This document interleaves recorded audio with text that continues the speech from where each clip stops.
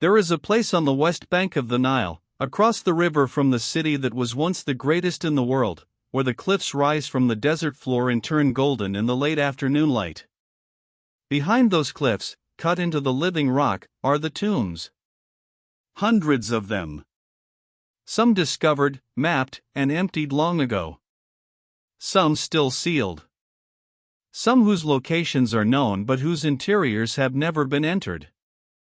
And some, perhaps many, that have not yet been found at all. The ancient Egyptians called this place the Great Place. We call it the Valley of the Kings. And it is only one small part of a civilization so vast, so old, and so strange that 3,000 years of its history passed before the civilization that would eventually produce the world you live in had even begun. Egypt is the oldest story. It is the civilization that invented writing in one of its earliest forms, that built structures which have endured for 4,500 years, that developed a system of medicine, mathematics, and astronomy that preceded the Greeks by millennia. It is the civilization that mummified its dead with such precision that the face of a man who ruled 3,000 years ago is still recognizable in a glass case in a Cairo museum. It is the civilization that built on a scale so extraordinary that for centuries, the people who came after it could not believe that human beings had done it at all. And yet for most of recorded history, Egypt was silent. Its writing could not be read. Its monuments stood without explanation. Its gods were nameless. Its pharaohs were shadows. The civilization that had produced more stone inscriptions than any other in the ancient world had become, by the medieval period, completely illegible, a landscape of ruins and symbols that no living person could interpret. Then, in 1799, a French soldier digging fortifications near the town of Rosetta found a stone. On it was the same text written in 3 scripts: hieroglyphics, Demotic, and Greek. 23 years later, a French scholar named Jean-François Champollion used that stone to crack the code of the hieroglyphs. Egypt spoke again. And what it said has been astonishing the world ever since. What follows is the real history of ancient Egypt. Not the version built from golden masks and curses and movie spectacle. The actual one is strange, human, precise, and in many places still mysterious in ways that 4 centuries of Egyptology have not resolved. Get comfortable. Let's begin. Ancient Egypt lasted longer than any other civilization in human history, and the scale of its duration is almost impossible to hold in the mind. The civilization that Egyptologists recognize as ancient Egyptian began around 3100 BC with the unification of Upper and Lower Egypt under a single ruler, and continued in recognizable form until the death of Cleopatra 7 in 30 BC, a span of approximately 3,100 years. To put this in perspective, the distance in time between Cleopatra and the present day is roughly 2,000 years. The distance between Cleopatra and the construction of the Great Pyramid is roughly 2,500 years. Cleopatra lived closer in time to the moon landings than she did to the building of the pyramid that bears her civilization's name. When Roman tourists visited the pyramids and carved their names in the stone, the pyramids were already older than Rome is today. The construction of the Great Pyramid of Giza, completed around 2560 BC for the pharaoh Khufu, required the placement of approximately 2.3 million stone blocks, each weighing on average between 2.5 and 15 tons. The largest blocks, used in the burial chamber, weigh up to 80 tons. The pyramid stands 138.8 meters tall today. It was originally 146.5 meters. Before the outer casing stones were removed in the medieval period to build Cairo. For approximately 3,800 years, from its completion until the construction of Lincoln Cathedral in England in 1311 AD, it was the tallest structure built by human hands on Earth. It held that record longer than any other structure in history. The precision of its construction is extraordinary. The base is level to within 2.1 centimeters across its entire 230-meter length. How it was built with the tools available in 2560 BC remains, despite centuries of study, not fully understood. The workers who built the pyramids were not slaves. This is perhaps the most significant correction in popular understanding of ancient Egypt, and the evidence for it is now substantial. In 1990, a tourist's horse stumbled on a mud brick wall near the Giza Plateau that turned out to be part of an extensive workers' village. Excavation revealed bakeries, breweries, a medical facility, and the tombs of the workers themselves, buried with care and with grave goods, a treatment reserved for valued members of Egyptian society, not for enslaved people. The workers' bones show evidence of medical treatment for injuries, set fractures, amputations that had healed. They ate well by ancient standards, beef, fish, bread, and beer in quantities that the accounting records of the site document precisely. They were organized into named crews that gave themselves titles like Friends of Khufu and Drunkards of Menkaure. They were paid workers, proud of what they were building. The ancient Egyptian language was spoken for approximately 4,000 years, longer than any other language in recorded history. Its earliest written form, in hieroglyphics, dates from around 3200 BC. Its final evolution, Coptic, still used today as the liturgical language of the Egyptian Christian Church, preserves sounds and words that trace their ancestry directly to the language of the Pharaohs. When Coptic priests chant in their churches in modern Cairo, they are using a language whose roots extend to the age of the pyramids. Champollion's decipherment of the Rosetta Stone in 1822 worked partly because he knew Coptic. He recognized that Coptic words preserved sounds that corresponded to phonetic elements in the hieroglyphic script. The living liturgical language of an Egyptian Christian minority was the key that unlocked the writing of the pharaohs. Egyptian mummification was not a single process but a spectrum of procedures ranging from the most elaborate and expensive, reserved for royalty and the very wealthy, to the most basic, available to ordinary Egyptians for a modest fee. The most elaborate process took 70 days. The internal organs were removed through an incision in the left side, preserved separately in canopic jars. The brain was extracted through the nose using a hooked instrument. The Egyptians considered the brain unimportant and discarded it. The body was then packed in natron salt for 40 days to desiccate it, after which it was wrapped in hundreds of meters of linen bandages, with amulets placed between the layers at specific points on the body. The most basic process involved an injection of cedar oil through the body's natural openings, which dissolved the internal organs. The dissolved material was then drained out. The body was packed in natron and returned to the family. Both processes were effective. The basic one cost the equivalent of a month's wages. The elaborate one cost considerably more. The pharaoh Hatshepsut, one of the few women to rule Egypt as pharaoh, reigning for approximately 22 years in the 15th century BC, was so thoroughly erased from the historical record after her death that Egyptologists did not recognize her existence until the 19th century. Her successor, Thutmose III, ordered her images destroyed, her statues smashed, her name chiseled from inscriptions, and her monuments claimed in his own name.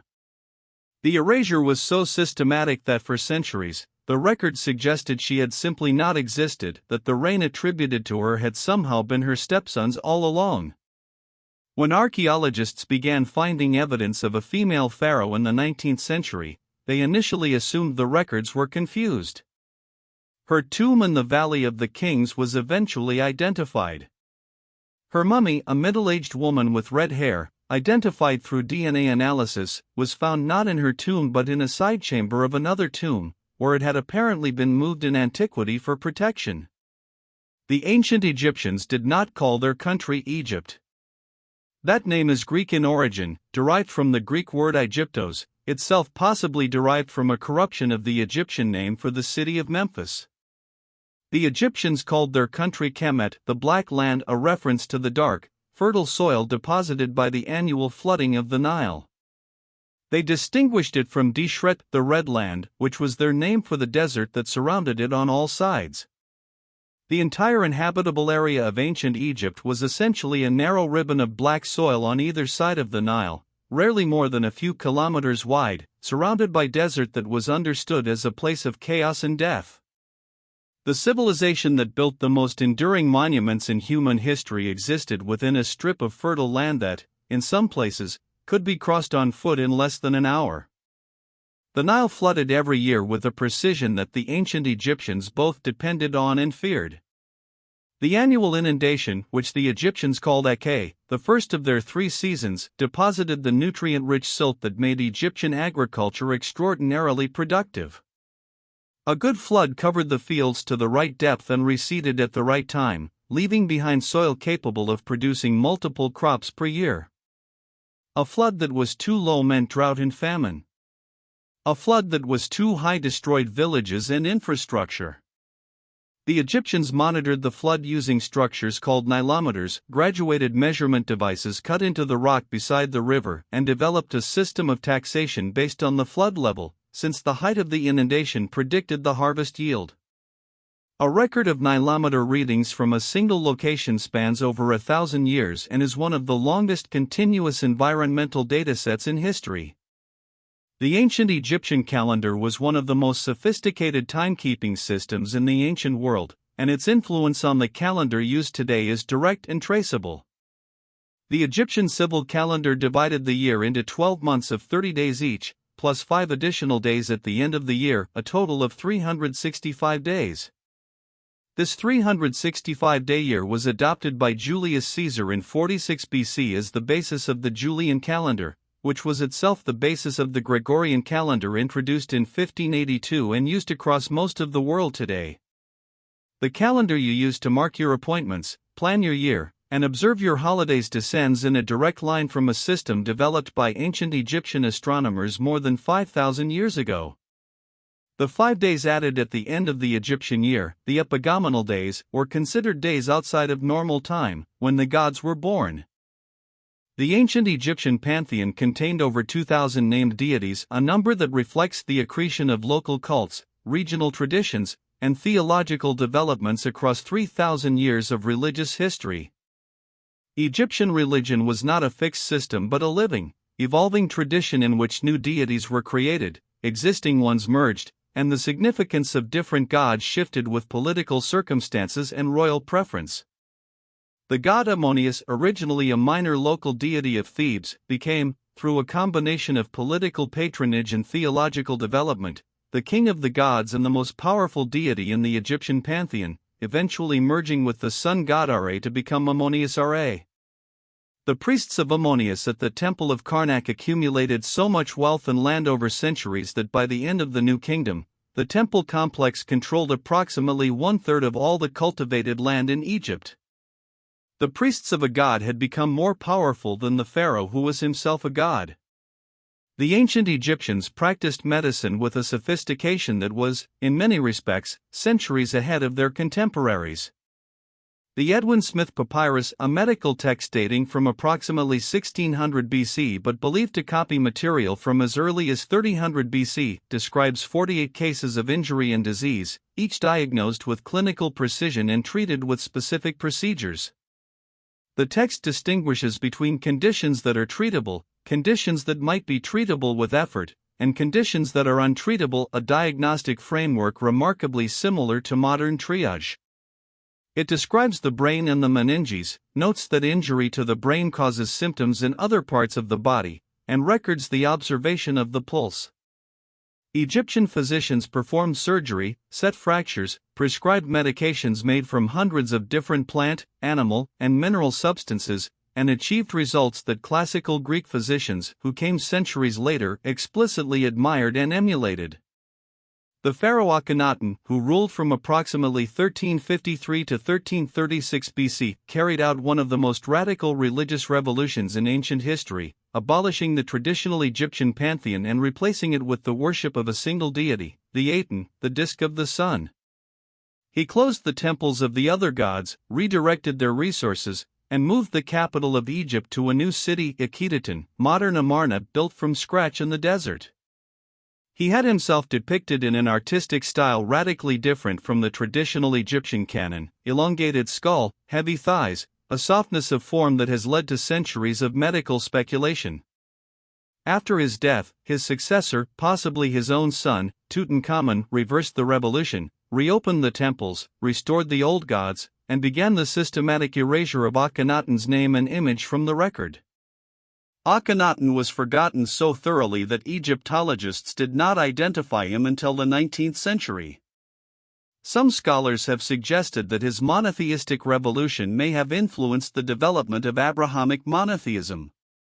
The connection, if it exists, has never been definitively established. Tutankhamun was not a significant pharaoh. He came to power as a child, probably around 9 years old. He ruled for approximately 10 years and died at approximately 19, leaving no surviving children and no major military or architectural achievements. He is famous for one reason only: his tomb was found intact. When the British archaeologist Howard Carter opened the tomb in November 1922, he found it exactly as it had been sealed more than 3,000 years earlier: 4 nested rooms packed with approximately 5,000 objects, from golden thrones and gilded chariots to alabaster vessels and linen underwear. The innermost coffin, solid gold, weighing approximately 110 kilograms, contained the mummy of the boy king. The discovery transformed Egyptology and created the modern fascination with ancient Egypt. What the tomb reveals about ancient Egyptian culture is extraordinary. What it reveals about Tutankhamun himself is that he was a minor king whose obscurity accidentally saved his burial from the tomb robbers who emptied almost every other royal tomb in the Valley of the Kings. The curse of the Pharaohs, the legend that those who disturbed Tutankhamun's tomb suffered mysterious deaths, was largely a creation of the press following the tomb's opening in 1922. The story was fueled by the death of Lord Carnarvon, who had funded the excavation, from blood poisoning 6 weeks after the tomb was opened.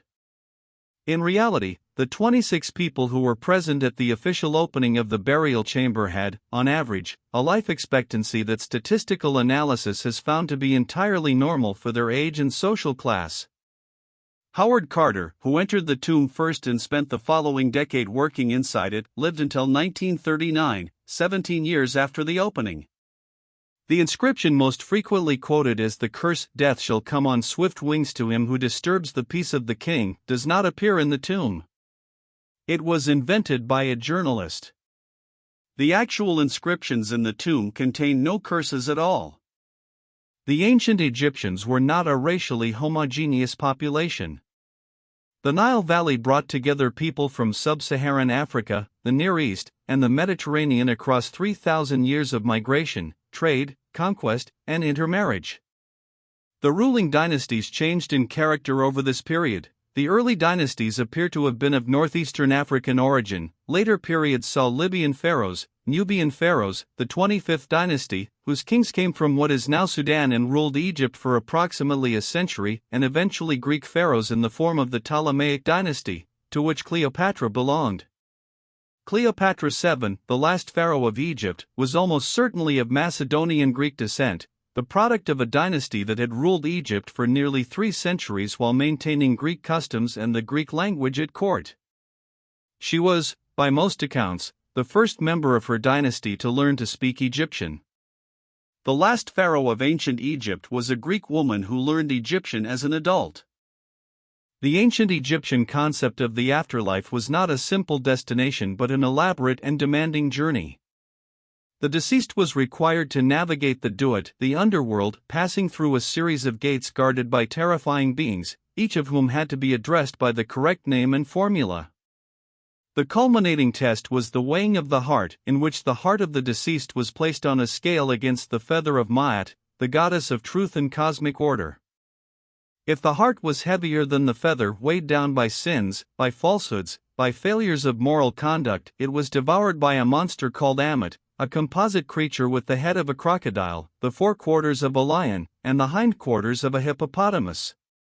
Ammit's consumption of the heart meant the permanent death of the soul and annihilation from which there was no recovery. The Book of the Dead, the collection of spells and instructions placed in tombs to guide the deceased, was essentially a manual for passing the test. Wealthier Egyptians could afford more elaborate versions with more spells. The afterlife, like most things in ancient Egypt, was easier if you had money. The ancient Egyptians invented a form of toothpaste. A papyrus dating from the 4th century AD, discovered in the 1990s, describes a recipe for a tooth powder consisting of rock salt, dried iris flower, pepper, and mint, mixed to a paste. When a modern dentist mixed the recipe and tested it, he found it to be more effective at cleaning teeth than many commercially available toothpastes, though he noted it caused his gums to bleed. The Egyptians also used chew sticks, frayed twigs used to clean teeth, and dental problems were common enough in ancient Egypt that they appear frequently in skeletal remains. Several mummies show evidence of dental abscesses, tooth loss, and severe wear on the enamel consistent with a diet containing significant quantities of sand, which entered food through the stone grinding process used to make flour. The pharaohs who built the pyramids likely suffered from toothache.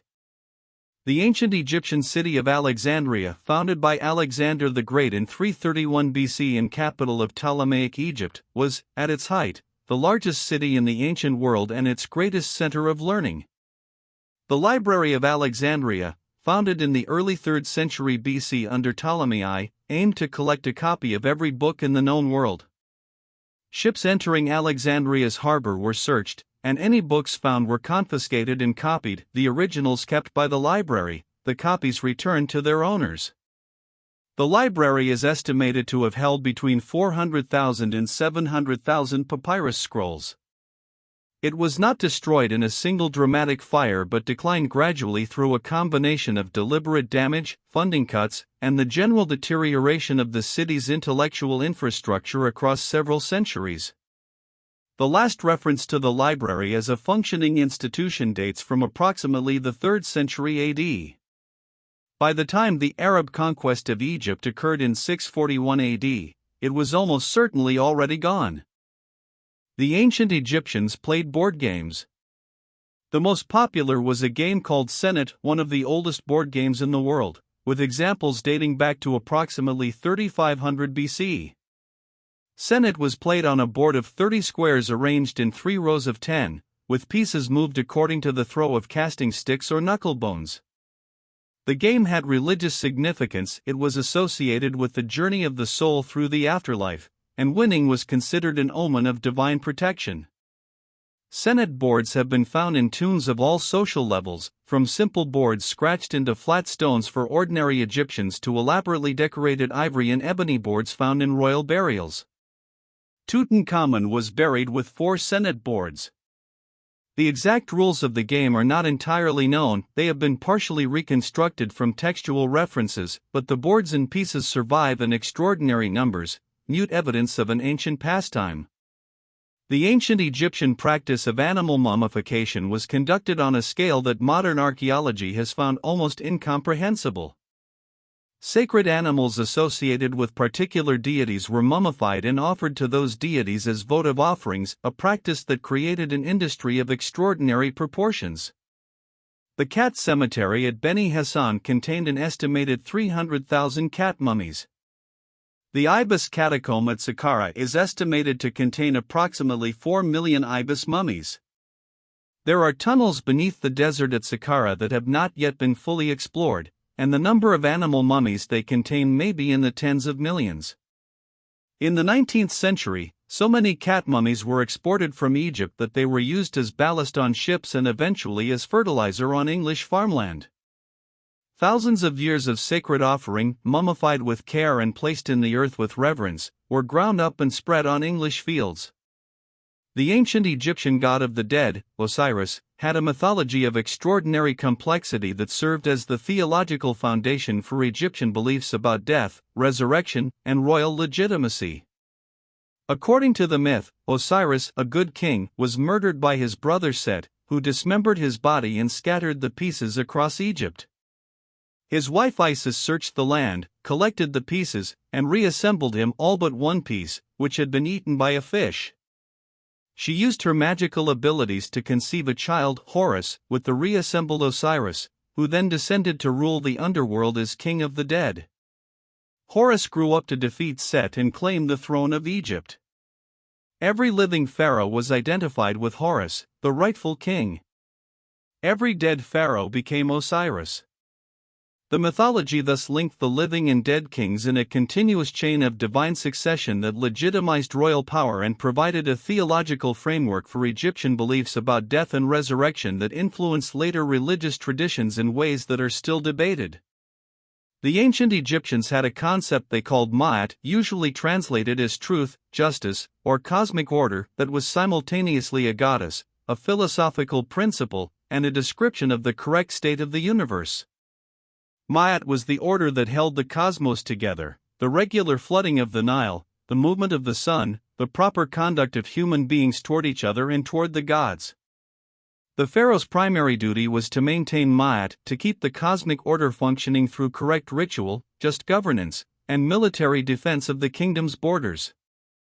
When things went wrong, drought, famine, foreign invasion, civil disorder, it was understood as a failure of Ma'at, a disruption of the cosmic order that the pharaoh was obligated to restore. The concept gave Egyptian rulers both enormous responsibility and enormous power. They were the hinge on which the universe turned, personally responsible for whether the Nile flooded and the sun rose. The ancient Egyptian medical text known as the Ebers Papyrus, dating from approximately 1550 BC and measuring approximately 20 meters in length, is one of the most extensive medical documents from the ancient world.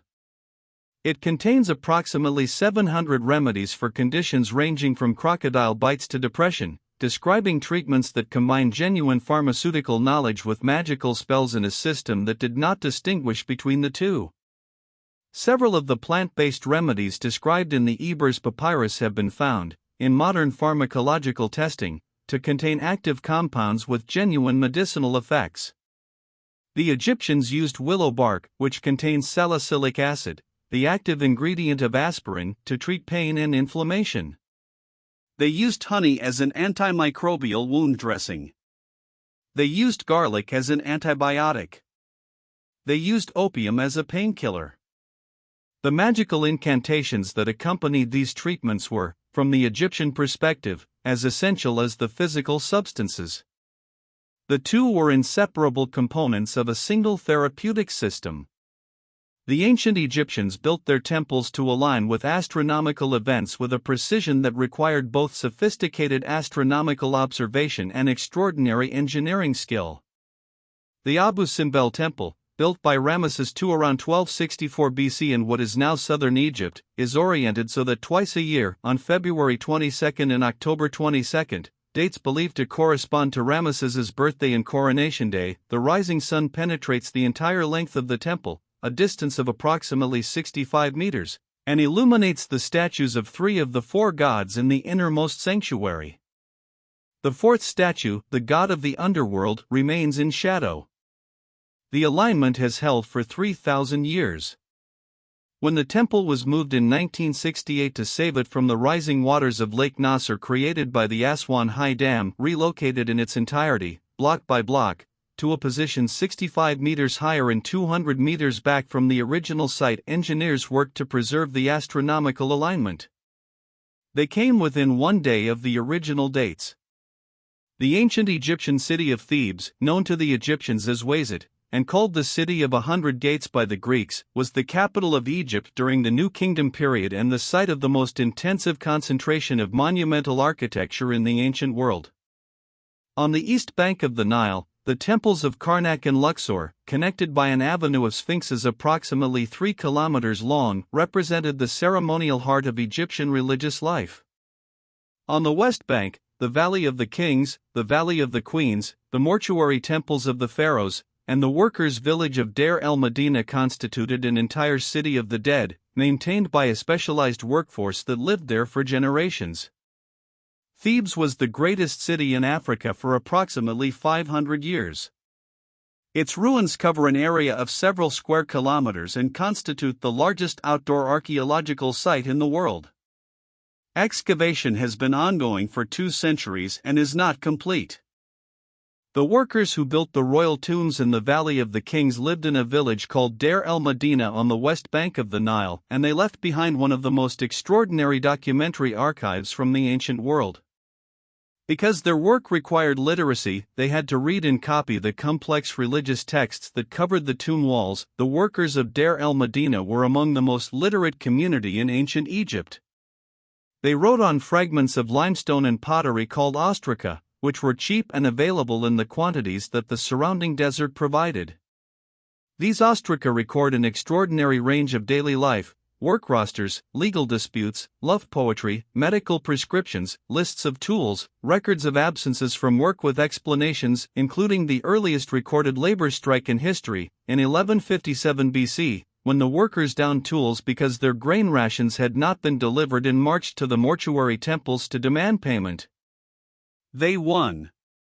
The ancient Egyptian Sphinx at Giza, the Great Sphinx, with the body of a lion and a human head, is the largest monolithic statue in the world, approximately 73 meters long and 20 meters high, carved from the bedrock of the Giza Plateau.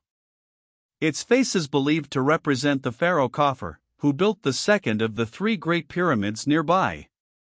The nose of the Sphinx was not destroyed by Napoleon's soldiers, as a persistent legend claims. Drawings made before Napoleon's Egyptian campaign of 1798 already show the Sphinx without its nose.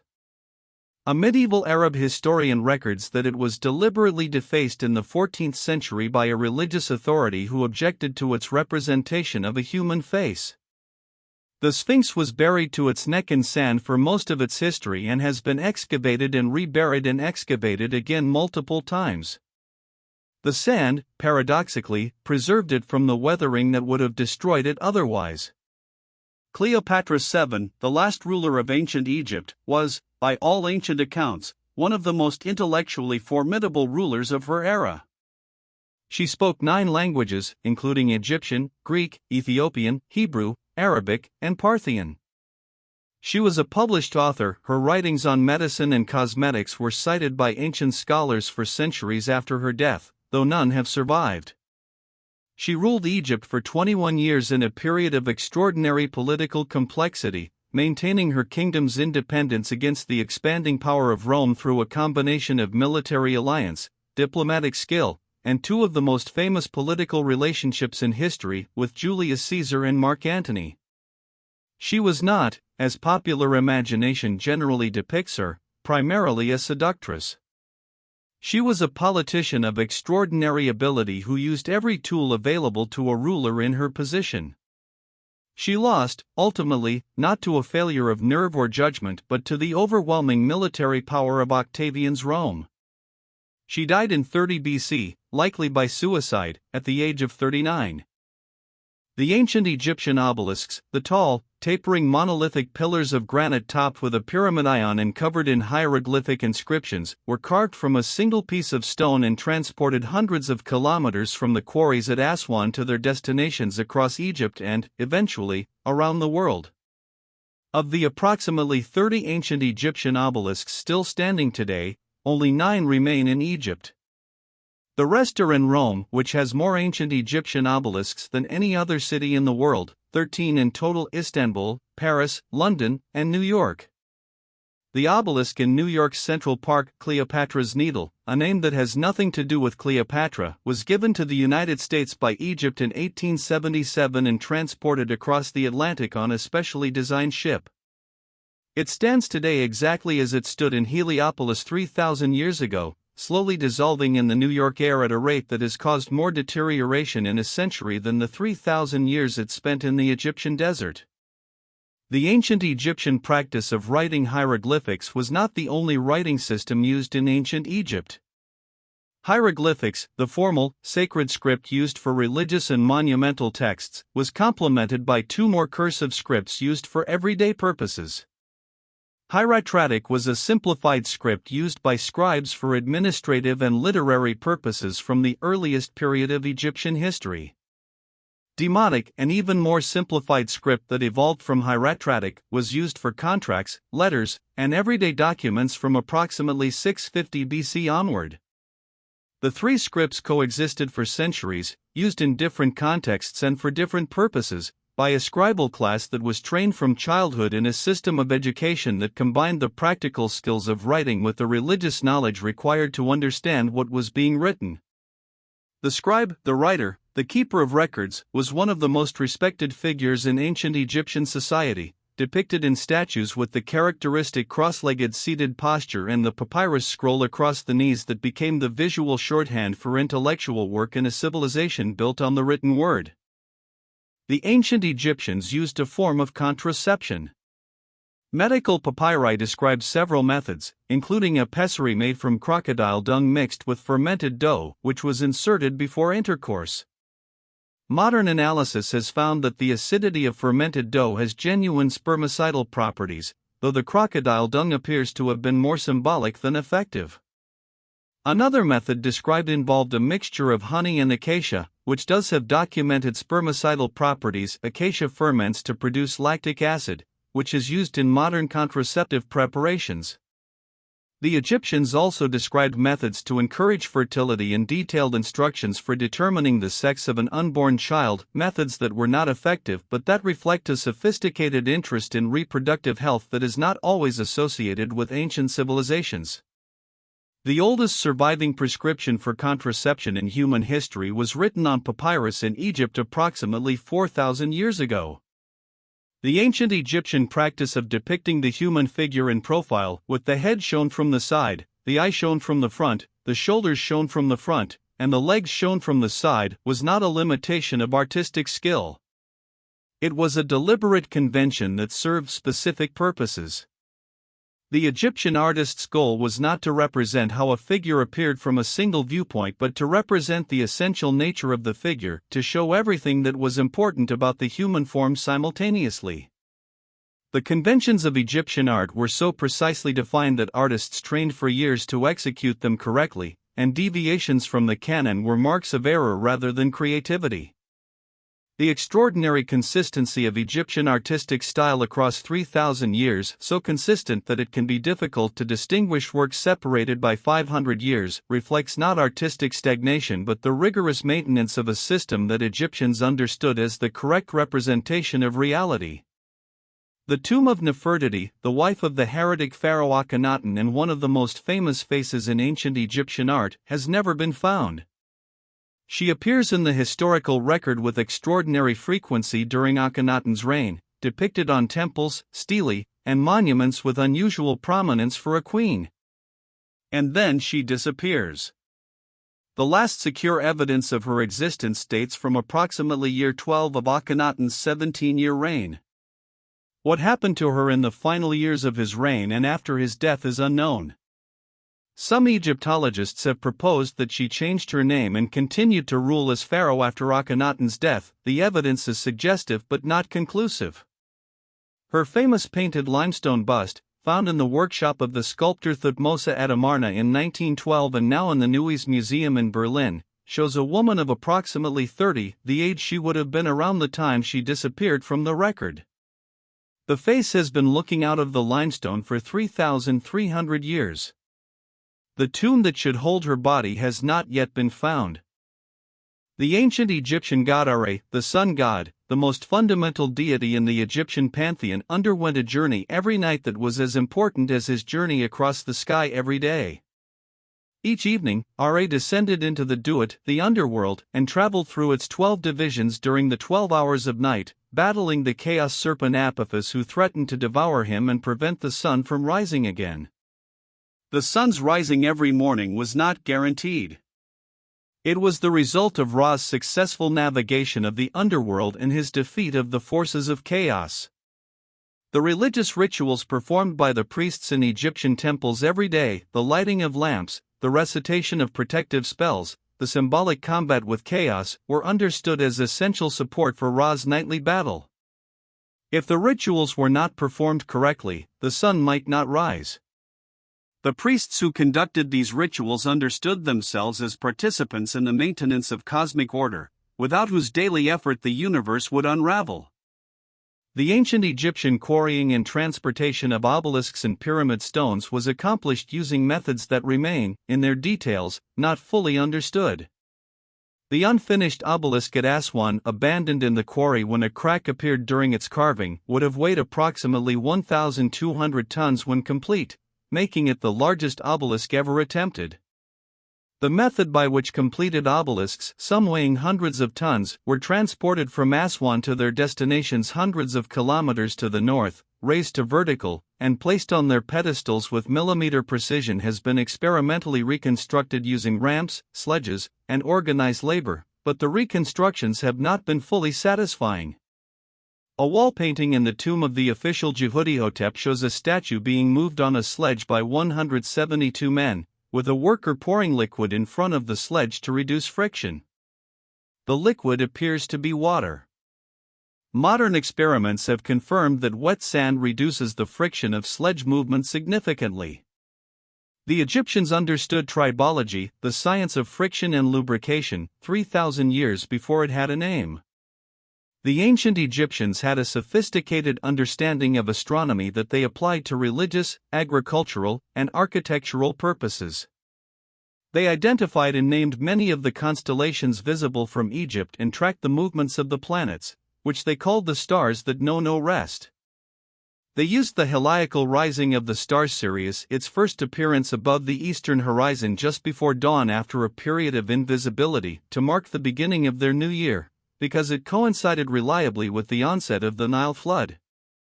Sirius was identified with the goddess Isis and was the most important star in the Egyptian sky. The alignment of the Great Pyramid's shafts, narrow passages leading from the burial chamber toward specific points on the sky, has been the subject of extensive analysis. Some researchers have proposed that the shafts align with specific stars of religious significance, including Orion, identified with Osiris, and Thuban, the pole star at the time of the pyramid's construction. The alignment appears intentional. The precise purpose remains debated. The Ptolemaic dynasty, the Greek dynasty that ruled Egypt from 305 to 30 BC, ending with Cleopatra VII, maintained Egyptian religious traditions with remarkable fidelity despite being ethnically Greek.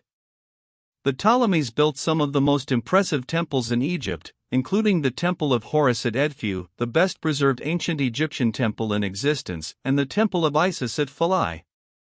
They presented themselves to their Egyptian subjects as pharaohs in the full traditional sense, depicted in Egyptian artistic style, using Egyptian titles, and performing Egyptian religious rituals. To their Greek subjects in Alexandria, they presented themselves as Hellenistic monarchs in the Greek tradition. The ability to inhabit two cultural identities simultaneously, to be Greek in Alexandria and Egyptian in the temples of the south, was a political and cultural achievement that sustained their dynasty for nearly 3 centuries. When Cleopatra spoke Egyptian to her subjects, she was doing something no previous Ptolemy had bothered to do. It was a political act as much as a cultural one. The ancient Egyptian god Thoth, associated with writing, wisdom, the moon, and the measurement of time, was credited by the Egyptians with the invention of hieroglyphics, mathematics, medicine, and numerous other fields of knowledge. He was depicted as a man with the head of an ibis, or sometimes as a baboon. His role in the afterlife was to record the results of the weighing of the heart and to present the deceased's case before the divine tribunal. He was identified by the Greeks with their god Hermes, producing the syncretized deity Hermes Trismegistus, Hermes the thrice greatest, who became the legendary author of a body of religious and philosophical texts that influenced Renaissance humanism and Western occultism for centuries. The Hermetic tradition, a current of esoteric thought that claimed descent from ancient Egyptian wisdom, traces its mythology to a figure whose origins are in the ibis-headed scribe of the Egyptian afterlife, measuring the weight of human hearts against a feather. The ancient Egyptian economy operated without coined money for most of its history. Transactions were conducted through a system of barter and value equivalence using a unit of measurement called the deben, a weight of copper equal to approximately 91 grams. Goods of all kinds were assigned values in debens, and transactions were conducted by exchanging goods of equivalent value, with the deben serving as a common unit of account rather than a physical currency. A slave might be valued at a certain number of debens. A cow, a bed, a jar of oil all had their deben equivalents. The system worked because Egyptian society was, at its core, a redistributive economy in which the state collected agricultural produce, craft production, and laborious taxation and redistributed them as wages to workers, rations to officials, and offerings to temples. Coin money did not appear in Egypt until the Persian period, in the 6th century BC, nearly 3,000 years after the civilization began. The ancient Egyptian city of Amarna, built by Akhenaten as his new capital and abandoned after his death, is one of the most valuable archaeological sites in Egypt precisely because it was occupied for only approximately 20 years before being deserted. Unlike most ancient Egyptian sites, which were continuously occupied and rebuilt for millennia, Amarna was left essentially as it was when the last inhabitants departed, its buildings sealed under the desert sand that slowly accumulated over them.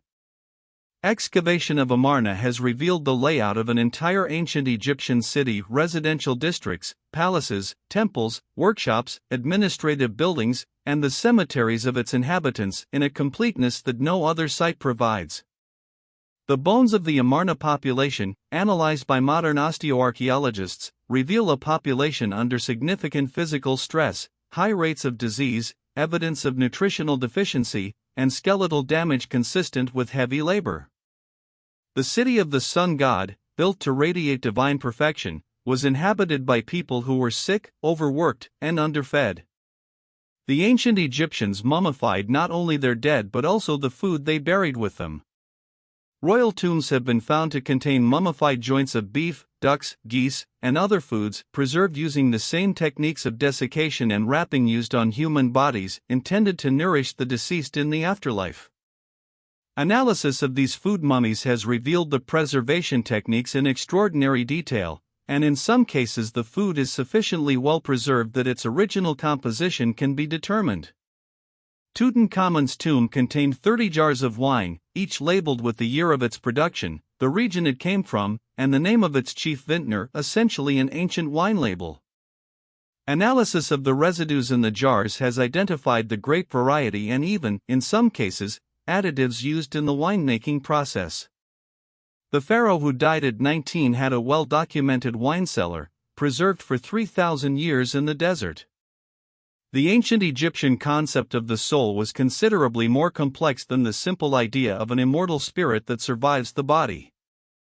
The Egyptians understood the human being is composed of multiple elements, each of which had a different fate after death. The Ka was the life force, the animating energy that distinguished the living from the dead, associated with the body and requiring the continued existence of the body or a substitute image for its survival.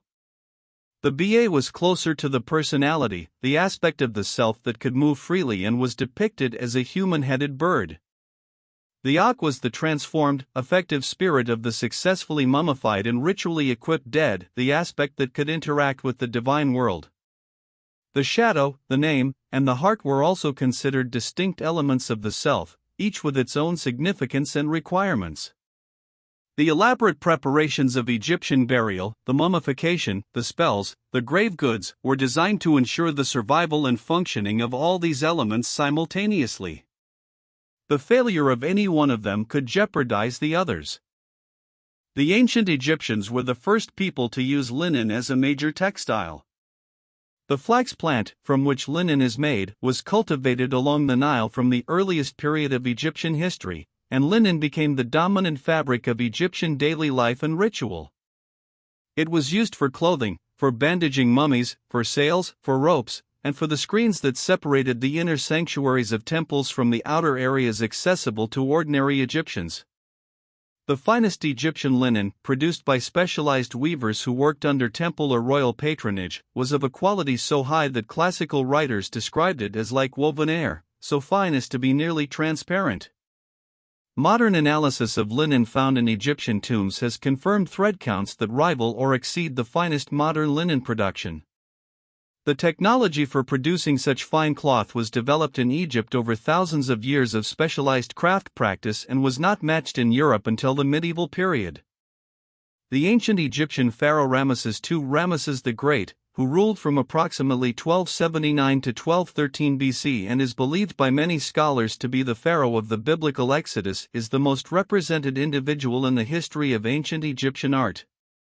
He built more temples, erected more statues, and left more inscriptions than any other pharaoh. He reigned for 66 years and fathered approximately 100 children by multiple wives and concubines. He fought the Hittite Empire to a standstill at the Battle of Kadesh in 1274 BC, a battle he subsequently claimed as a great victory, producing extensive propaganda texts and temple reliefs celebrating his heroism, and then signed what is considered the world's first recorded peace treaty with the Hittites. A copy of the treaty is displayed at the United Nations headquarters in New York. Ramesses was approximately 90 years old when he died. His mummy, found in a cache of royal mummies reburied by priests to protect them from tomb robbers, shows a man of great height with a strong jaw, a prominent nose, and severe arthritis. He required a passport to travel to France for examination in 1974. Egypt issued it, listing his occupation as king, deceased. The ancient Egyptian city of Memphis, the administrative capital of Egypt for most of its early history, located at the junction of Upper and Lower Egypt near modern Cairo, was once the largest city in the world. At its height, it may have had a population of several 100,000. Today, almost nothing of it remains above the desert surface. The city was built primarily of mud brick, the standard building material for ordinary structures in ancient Egypt, which dissolves when it gets wet and leaves almost no trace above ground. The stone buildings of Memphis, including its temples, were systematically quarried in the medieval period to provide building materials for Cairo. The Great Temple of Ptah, the patron god of craftsmen and one of the most important temples in Egypt, was completely dismantled. A colossal limestone statue of Ramesses II, now lying in a small museum near the site, is among the few significant remains of a city that was, for centuries, the center of the ancient world. The ancient Egyptians developed a system of mathematics that was, in many respects, functional but limited. They could add, subtract, multiply, and divide, and they had sophisticated methods for calculating the areas of fields and the volumes of structures essential for the practical work of agriculture and construction. They used a decimal system but expressed fractions only as unit fractions, fractions with a numerator of 1, which made complex fractional calculations significantly more cumbersome than in modern notation. The Rhind mathematical papyrus, dating from approximately 1550 BC but believed to copy materials several centuries older, presents 84 mathematical problems with solutions, essentially a textbook for scribal education. Several of the problems deal directly with practical construction, calculating the slope of a pyramid, determining how many bricks are needed for a ramp, working out the volume of a cylindrical granary. Egyptian mathematics was the mathematics of a civilization that needed to build very large things very precisely. The ancient Egyptian Valley of the Kings contains 63 known tombs, numbered KV1 through KV63, where KV stands for King's Valley, belonging to pharaohs, queens, princes, and high officials of the New Kingdom period. KV63, discovered in 2006, was the first new tomb found in the valley since Tutankhamun's in 1922. It contained not a burial but an embalming cache, the materials used in the mummification process, stored after the burial was complete. The discovery was significant not for what it contained but for what it implied. If a cache could remain hidden for 80 years after the systematic modern survey of the valley began, other chambers and passages might also remain undiscovered. Ground-penetrating radar surveys conducted in 2015 found evidence of anomalies in the bedrock near Tutankhamun's tomb that were interpreted by some researchers as possible hidden chambers. Subsequent investigation has been inconclusive. The valley may not have given up all of its secrets.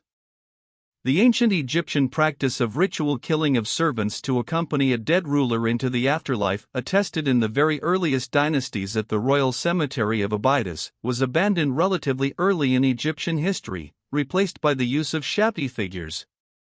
Shaptis were small figurines placed in the tomb to serve as substitutes for the deceased in the afterlife. If the dead person was called upon to perform labor in the fields of the afterlife, the shapti would respond in their place. A complete set of shaptis for a New Kingdom pharaoh included 401 figures, one for each day of the year plus 36 overseers to supervise them. The shaptis were inscribed with a spell from the Book of the Dead that animated them for their purpose. The transformation from actual human sacrifice to symbolic substitution, the replacement of the killing of real people with the creation of magical objects, occurred in Egypt sometime in the 3rd millennium BC.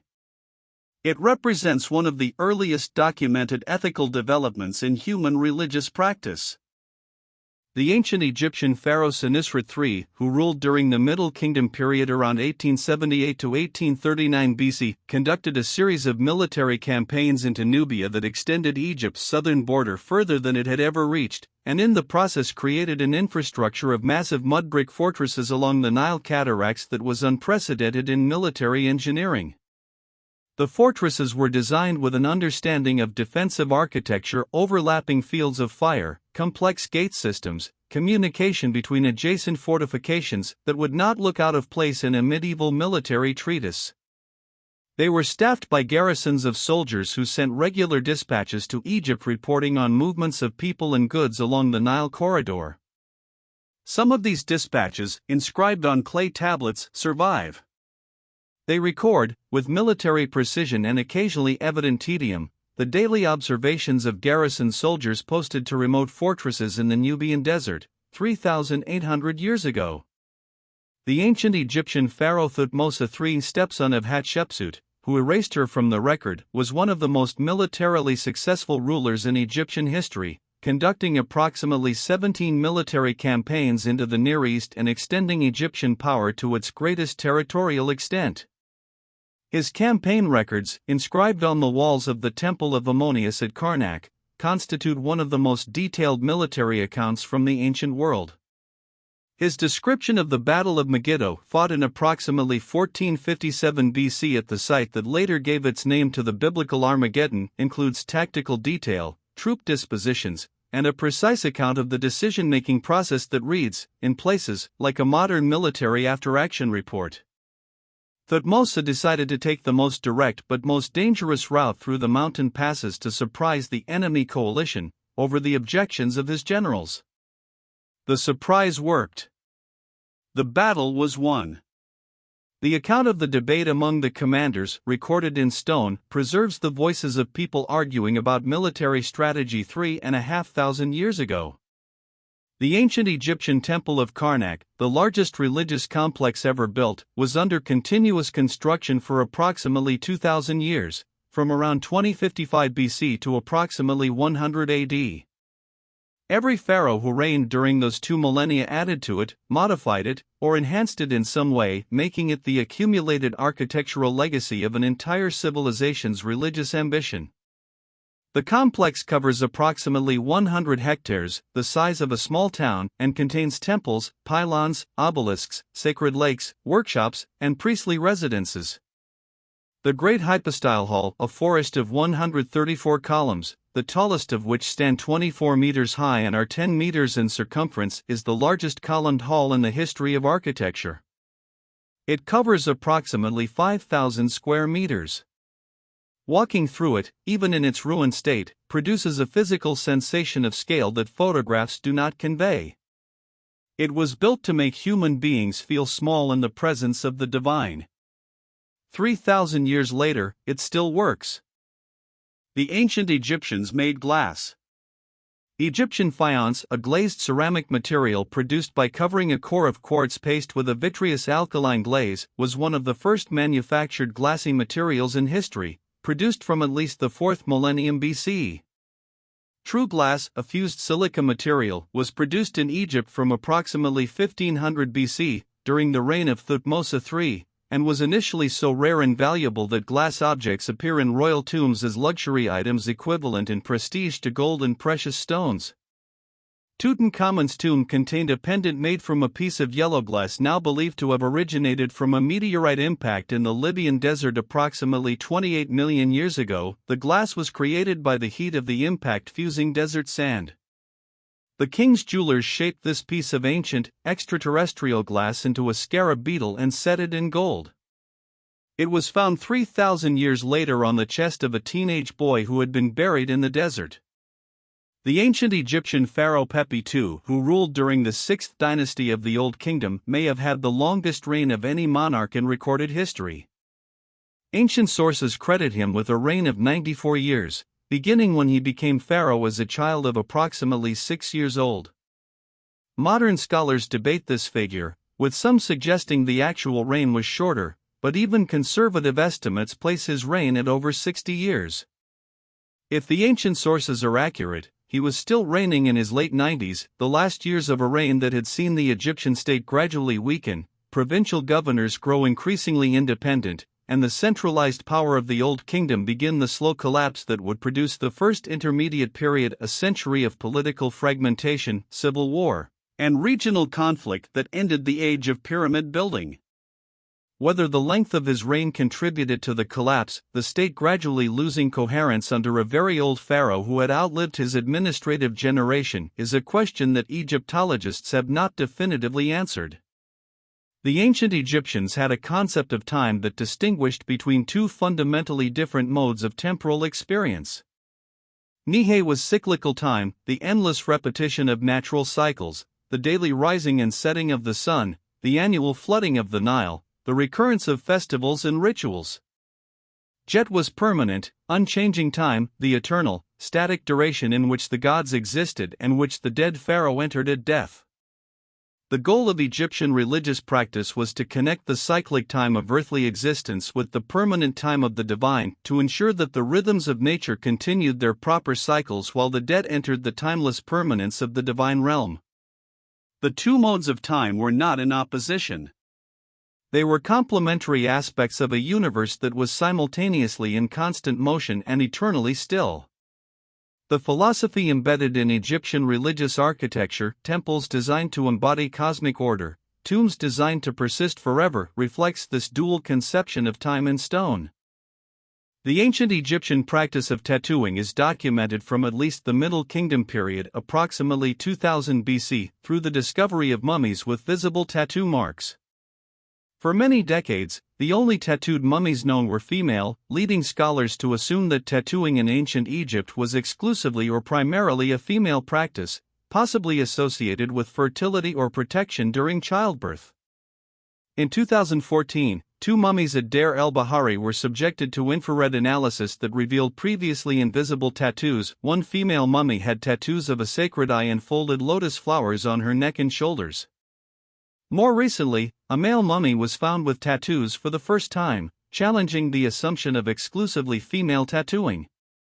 The mummies of Deir el-Bahari with newly discovered tattoos date from approximately 1300 BC. The tattoos were applied using a tool similar to a modern single-needle tattoo instrument. They are the oldest figurative tattoos ever identified on a human mummy. The ancient Egyptian city of Heliopolis, called Yunu by the Egyptians and City of the Sun by the Greeks, was one of the oldest and most sacred cities in Egypt, the theological center of the solar cult and the location of the most important sun temple in the ancient world. Today it is entirely buried beneath the northern suburbs of Cairo. Occasional construction projects in the area expose ancient remains, a column base here, a fragment of an obelisk there, which are documented and reburied. Two obelisks that once stood in the temple precinct at Heliopolis now stand in New York and London. The temple itself, once filled with obelisks, statues, and the accumulated donations of 3,000 years of royal piety, is under apartment buildings and roads. The most sacred site of the solar religion that organized Egyptian civilization for 3 millennia has been invisible for 2,000 years, buried beneath a modern city that was built, stone by stone, from its ruins. The ancient Egyptian Book of the Dead, the collection of spells and instructions placed in tombs to guide the deceased through the afterlife, was not a single standardized text but a variable collection, assembled differently for each individual. A wealthy Egyptian commissioning a copy of the Book of the Dead would work with a scribe to select the spells most relevant to their particular circumstances, concerns, and theological preferences. The name of the deceased was left blank during production and added afterward, a practice that occasionally resulted in the wrong name being inserted when the scroll was sold to a different buyer than originally intended. Some scrolls show evidence of being recycled, the original owner's name imperfectly erased and a new name added. The most elaborate copies were beautifully illustrated, with painted vignettes accompanying each spell showing the scenes described. The most basic copies were plain text on undecorated papyrus. The afterlife that awaited each Egyptian was, in some sense, the afterlife they had been able to afford. The ancient Egyptians kept pets. Dogs and cats were the most common, but the range of animals kept in Egyptian households extended to monkeys, gazelles, baboons, and in the case of the very wealthy, lions and cheetahs. Dogs were given names, some of which are recorded and depicted in tomb paintings accompanying their owners on hunting expeditions. Cats were associated with the goddess Batet and were treated with considerable reverence, but the evidence suggests they were also genuinely beloved as household companions. A stele in the Cairo Museum records the grief of a man for his dog, named a Butiyu or royal dog of the Old Kingdom period, who was given a proper burial by order of the pharaoh, in a coffin, with linen, and with the full funerary offerings normally reserved for human beings. The inscription records the pharaoh's desire that the dog be honored as he would honor a dignitary. A Butiyu was buried in a tomb. His name has survived for 4,000 years. The ancient Egyptian solar bark, the boat in which the sun god Ra was believed to travel across the sky during the day and through the underworld at night, was not merely a mythological concept. The Egyptians built actual wooden boats to accompany the pharaoh into the afterlife, believing the king would join Ra in his celestial journey. In 1954, a disassembled cedarwood boat was found in a sealed pit beside the Great Pyramid of Khufu, 1,224 individual pieces of Lebanese cedar, still fragrant after 4,500 years in the sealed limestone chamber. The boat was painstakingly reassembled over 14 years and is now displayed in a museum beside the pyramid. A second pit beside the pyramid is believed to contain a second boat, examined by camera but not yet excavated. The preserved boat is 43 meters long and in near-perfect condition. It smells of cedar.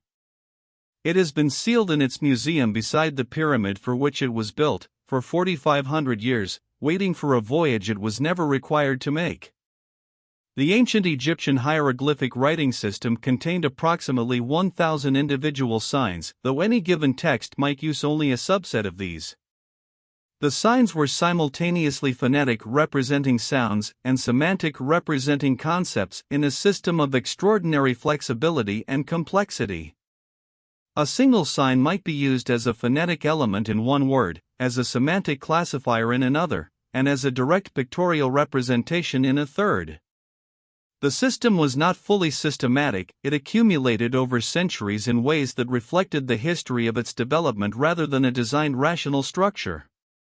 Learning to write in ancient Egypt required years of training, beginning in childhood, and the scribal class that mastered the system occupied one of the most privileged positions in Egyptian society. The determinative, a sign placed at the end of a word not to add sound but to indicate the category of thing the word referred to, is a feature of the Egyptian system that modern linguists find particularly elegant.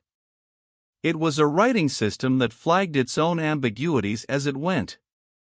The ancient Egyptian pharaoh Amenhotep III, grandfather of Tutankhamun and one of the wealthiest and most artistically prolific rulers in Egyptian history, commissioned a pair of colossal statues of himself to stand before his mortuary temple on the west bank of Thebes. The statues, approximately 18 meters tall and weighing approximately 720 tons each, have stood in the Theban plain for approximately 3,400 years. They are known today as the Colossi of Memnon, a name given to them by Greek tourists who, after an earthquake damaged one of the statues in 27 BC, noticed that it emitted a musical sound at dawn caused by the heating of the cracked stone by the morning sun. The Greeks identified the sound with the mythological hero Memnon, son of the dawn goddess, crying for his mother. Roman emperors came to hear the sound. The statue was repaired by the Emperor Septimius Severus around 199 AD, after which the sound ceased. The statues have stood in silence since then, in the morning light of the Theban plain, as they stood before Septimius Severus came, and before Caesar came, and before Alexander came, and before there was anyone who remembered a time before they were there. The ancient Egyptians were aware of the concept of infectious disease and had protocols for dealing with it. The medical papyri described conditions that appear to correspond to diseases we would recognize as infectious, and the Egyptian approach to treatment isolation, specific dietary restrictions, topical applications, reflects an empirical observation that some diseases spread from person to person. The workers of Deir el-Medina kept absence records that include, among the reasons for missing work, illness, and the records show patterns of absence consistent with the spread of infectious illness through the community. The 1,700 workers of the village lived in close proximity, shared water sources, and worked in conditions of significant physical stress. They also had access to a medical facility and to physicians who made regular visits to the village. The world's oldest strike was recorded at Deir el-Medina. So was the world's earliest documented occupational health record. The ancient Egyptian pharaoh Akhenaten's religious revolution, the worship of the Aten to the exclusion of all other gods, has been proposed by some scholars as the origin of monotheism and as a possible influence on the development of Israelite religion. The connection is speculative and contested, but the timing is suggestive. The Amarna period, during which Akhenaten imposed his monotheistic revolution, overlaps with the period in which many scholars place the sojourn of the Israelites in Egypt. The Hymn to the Aten, a poem attributed to Akhenaten himself, inscribed in the tomb of one of his officials, has structural and linguistic similarities to Psalm 104 of the Hebrew Bible that have fascinated scholars for a century. Whether the similarities reflect direct influence, common religious traditions of the ancient Near East, or coincidence is a question that the available evidence cannot definitively resolve. The Aten hymn and Psalm 104 were written in different languages, in different countries, possibly centuries apart. They described the same God in remarkably similar terms. The ancient Egyptian funerary practice of canopic jars, the 4 containers used to preserve the internal organs removed during mummification, evolved significantly over the course of Egyptian history. The earliest canopic jars had plain lids. By the Middle Kingdom, the lids were shaped as human heads.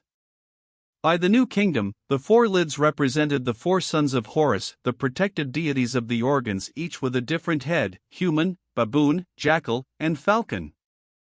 The human-headed jar held the liver. The baboon-headed jar held the lungs. The jackal-headed jar held the stomach. The falcon-headed jar held the intestines. The heart was left in the body. In the late period, the practice changed again. The organs were mummified and returned to the body cavity, with dummy canopic jars included in the tomb as symbolic rather than functional containers. The evolution of this funerary practice across 2,000 years reflects the broader pattern of Egyptian religious history: constant development within a framework of continuous tradition, change accumulated so slowly it was invisible to any individual generation. The ancient Egyptians had a formal procedure for determining whether a person accused of a crime was guilty or innocent that involved consulting the oracle of the local god. The statue of the god, carried in procession by priests, was asked a question, and its movement in the hands of the carrying priests was interpreted as the god's answer. The system was used in legal disputes, in the appointment of officials, and in cases of theft or other crimes. Ostraca from Deir el-Medina records specific oracle consultations, including cases in which stolen property was identified through the oracle's judgment. The system required priests whose movements were sufficiently subtle or sufficiently unconscious to convey genuine uncertainty to observers. It also required a community that trusted the process. The oracle consultations recorded at Deir el-Medina suggest a community that genuinely believed in the system and used it as a practical legal mechanism, not merely as ritual performance. The ancient Egyptian harbor town of Wadi al-Jarf, located on the Red Sea coast and identified in 2011 as the oldest known harbor in the world, has yielded one of the most remarkable documentary finds in Egyptology. Among the storage galleries of the harbor, archaeologists found a collection of papyri dating from the reign of Khufu, the builder of the Great Pyramid, that constitute the oldest papyri ever discovered in Egypt. The papyri are the logbooks of an official named Mirror, who supervised a team of workers transporting limestone from the quarries at Tura across the Nile and then to the Giza Plateau. The logs record the daily activities of the team with extraordinary precision: dates, quantities moved, distances traveled, officials encountered, rations received. They describe, in the dry administrative language of a work supervisor, the logistics of constructing the Great Pyramid from the inside. The pyramid was still being built when Mira wrote his logs. They were left in a sealed gallery when the harbor was abandoned, and they sat there for 4,500 years. The ancient Egyptian practice of dream interpretation was developed into a sophisticated system documented in several papyri. The Egyptians distinguished between significant dreams, those sent by the gods to convey messages or warnings, and insignificant ones, which were simply the products of the sleeper's own mind.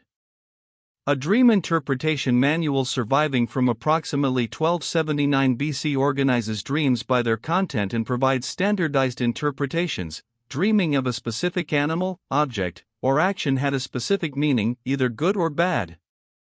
The manual was organized alphabetically by dream content, creating what is essentially the world's first dream dictionary. Some interpretations have a surreal quality that resonates across 3,000 years. Dreaming of submerging in the Nile meant purification, dreaming of eating warm meat meant something being taken away, dreaming of looking out of a window meant the god hearing one's cry. The Egyptians who consulted this manual were doing something recognizable, trying to find meaning in the images that came to them in the night. The ancient Egyptian goddess Isis, wife of Osiris, mother of Horus, and one of the most powerful deities in the Egyptian pantheon, became, in the later centuries of the ancient world, a universal goddess worshipped from Britain to Afghanistan. Her cult spread throughout the Mediterranean world from approximately the 4th century BC onward, absorbing elements of Greek, Roman, and other religious traditions while maintaining a core of Egyptian identity. Temples of Isis were built in Rome, in Athens, in Pompeii, in London. She was identified with the Greek goddess Demeter, the Roman goddess Venus, and numerous other goddesses across the Mediterranean world. Her image, a woman with a throne on her head, or with her arms spread as wings, influenced the iconography of the Virgin Mary in early Christian art to a degree that art historians have documented extensively. The goddess, whose mythology began in the Nile Valley, traveled further and lasted longer than almost any other figure from the ancient world. The ancient Egyptian pharaoh Sneferu, father of Khufu and builder of the first true smooth-sided pyramids, built more pyramid stone than any other pharaoh in Egyptian history, including his son. His 3 pyramids, the Midim Pyramid, the Bent Pyramid, and the Red Pyramid at Dahshur, contain a combined volume of approximately 3.5 million cubic meters of stone. The Great Pyramid of Khufu contains approximately 2.6 million cubic meters. The learning process visible in Sneferu's 3 pyramids is extraordinary. The Midim Pyramid, begun as a stepped structure and converted to a true pyramid, partially collapsed. The Bent Pyramid, begun at an angle of 54 degrees, was changed midway through construction to a shallower 43-degree angle, apparently because structural problems made the original angle unsafe. The Red Pyramid, built from the beginning at the safer angle, is the first fully successful true pyramid. The Great Pyramid, built by Sneferu's son using the lessons of his father's 3 attempts, is the perfection of a technology developed through failure and correction. The pyramids are not the products of a technology fully mastered. They are the record of a technology being learned. The ancient Egyptian pharaoh Thutmose I was the first ruler to be buried in the Valley of the Kings, a deliberate departure from the tradition of pyramid burial that had characterized royal interment for nearly 1,000 years. The decision reflected the experience of those 1,000 years. Pyramid tombs, however elaborate, were obvious targets for robbery, and the elaborate concealment and security measures employed had proved insufficient. The hidden tomb cut into a cliff in a remote valley, with no surface monument to mark it, offered a better chance of preservation. It did not ultimately succeed. The vast majority of the tombs in the Valley of the Kings were robbed in antiquity. The workers who built them knew where they were. Some workers were caught in the act of robbing tombs they had built. The records of their trials survive. The judge who presided over some of the theft cases was later found to have been receiving stolen goods from the robbers himself. The Valley of the Kings is a story of the long, ultimately unsuccessful attempt to keep a secret in a world where the secret could not be kept. The ancient Egyptian system of measurement was based on the human body, a practical and portable reference system that could be applied anywhere without instruments. The basic unit was the cubit, the distance from the elbow to the tip of the middle finger, standardized at approximately 52.4 centimeters. The cubit was divided into 7 palms, each palm into 4 fingers. The royal cubit, used for official measurements and architectural work, was slightly longer than the common cubit and was standardized using stone and wooden cubit rods, examples of which survive in museums. The precision achieved in the construction of the Great Pyramid using a measurement system based on the human arm is extraordinary. The 4 sides of the base differ from each other by less than 0.1%. The ancient Egyptian builders achieved this precision using measuring ropes, plumb bobs, and set squares, applying a body-based unit of measurement with a consistency that modern engineering has found difficult to improve upon for simple field measurement. The ancient Egyptians had a sophisticated understanding of childbirth and reproductive health documented in several medical papyri. The Kahan gynecological papyrus, dating from approximately 1800 BC and the oldest surviving medical text focused specifically on women's health, describes conditions including uterine prolapse, menstrual disorders, and complications of pregnancy, with specific treatments for each. It also describes tests to determine whether a woman is pregnant, including one that required the woman to urinate on barley and wheat seeds over several days. If the barley grew, she would have a boy; if the wheat grew, a girl; if neither grew, she was not pregnant. This test was rediscovered in 1963 by a researcher who found that the urine of pregnant women does promote the germination of grain, due to elevated estrogen levels. The determination of the baby's sex was not accurate, but the pregnancy test had a genuine physiological basis. The ancient Egyptians developed a pregnancy test with a genuine biochemical mechanism approximately 4,000 years ago. The ancient Egyptian pharaoh Khufu, builder of the Great Pyramid, the most massive construction project in human history, is represented by a single surviving portrait, a small ivory figurine approximately 7.5 centimeters tall, found in 1903 at Abydos. The figure shows a seated king wearing the red crown of Lower Egypt. It was found without a head, which was discovered nearby in the excavation sieve. The man whose monument has dominated the Giza Plateau for 4,500 years, the most recognizable structure in the history of the world, is represented in the physical record by an object that could fit in a coat pocket. The Great Pyramid and the ivory figurine exist in a relationship that seems almost comic in its disproportion. The pyramid will outlast almost everything built by human hands. The figurine, found broken in the sand, is the only face we have for the man who ordered it built. The ancient Egyptian city of Abydos, located in Upper Egypt and one of the oldest cities in the country, was the site of the earliest royal burials and remained throughout Egyptian history the most sacred location in the country, associated with Osiris and with the origins of Egyptian civilization. Every year, a great festival at Abydos reenacted the death and resurrection of Osiris, with thousands of pilgrims traveling from across Egypt to participate. Egyptians who could not visit in life arranged to have their mummies transported to Abydos after death for a ritual participation in the festival before being taken home for burial. Those who could not afford this arranged to have a stone slab with their name and image set up at Abydos as a permanent representative of their presence. Hundreds of thousands of these stelae were deposited at Abydos over 3,000 years. The desire to be present at the place most sacred to the Egyptian afterlife, even symbolically, even in stone, drove an industry of memorial production that lasted the entire length of the civilization. The ancient Egyptian royal necropolis at Saqqara, the burial ground of the Old Kingdom capital Memphis, contains monuments spanning the entire length of Egyptian history, from the world's first monumental stone structure to late-period burials made under the Ptolemies. The Step Pyramid of Djoser, built around 2650 BC by the architect Imhotep and representing the first use of cut stone in monumental architecture anywhere in the world, stands at the center of Saqqara, surrounded by 2,500 years of subsequent building. Imhotep himself, the architect who invented monumental stone construction, was deified after his death, worshipped as a god of wisdom and medicine, and identified by the Greeks with their god of medicine, Asclepius. A man who lived and worked in approximately 2650 BC was being worshipped as a god in Egypt 2,000 years after his death. His tomb at Saqqara has never been found. The man who built the world's first stone monument left no monument of his own. The ancient Egyptian pharaoh Hatshepsut sent a trading expedition to the land of Punt, a mysterious and distant place, possibly located in what is now the Horn of Africa, that is depicted in extraordinary detail on the walls of her mortuary temple at Deir el-Bahri. The reliefs show the expedition's journey by sea, their arrival in Punt, the appearance of the Puntite chief and his wife, and the loading of Egyptian ships with the goods they brought back: myrrh trees in pots for transplanting to Egypt, ebony, ivory, gold, leopard skins, live animals including dogs and a baboon, and 31 living myrrh trees.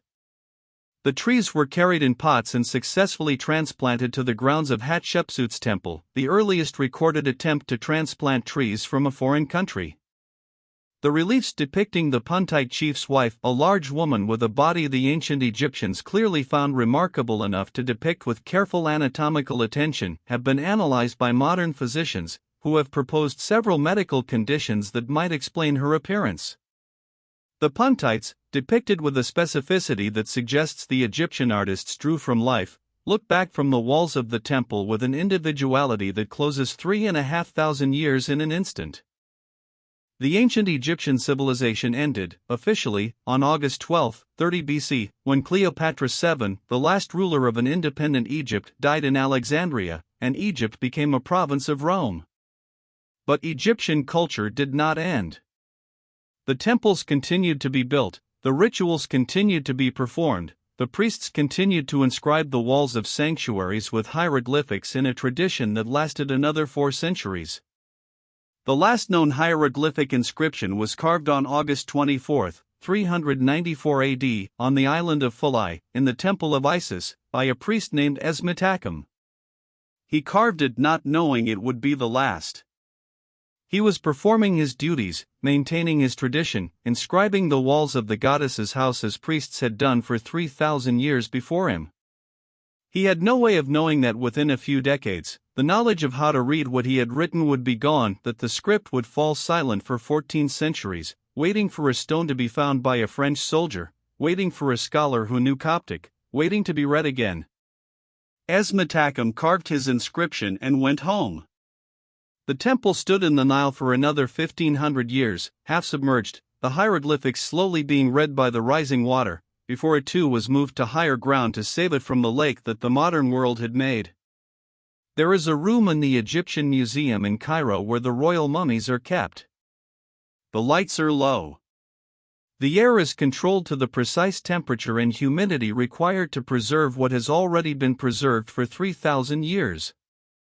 The mummies lie in their cases: Ramesses II, Seti I, Thutmose III, Hatshepsut, and others, their faces visible through the glass, their features recognizable after millennia in the ground. They are not frightening. They are, most visitors report, profoundly quiet. The faces of people who lived and ruled and fought and worried and built, people who had opinions about the flooding of the Nile and the quality of the wine and the behavior of the priests, are present in that room in a way that is different from the presence of a stone inscription or a painted wall. They are the people themselves, or the closest thing to them that 3,000 years of careful preservation has been able to maintain. Ancient Egypt is the civilization that refused, more persistently than any other, to let its dead be simply absent.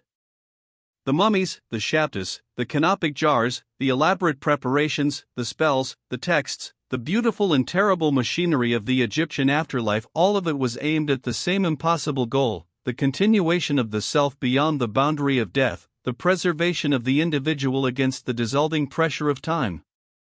3,000 years of civilization. 170 pharaohs. Hundreds of gods.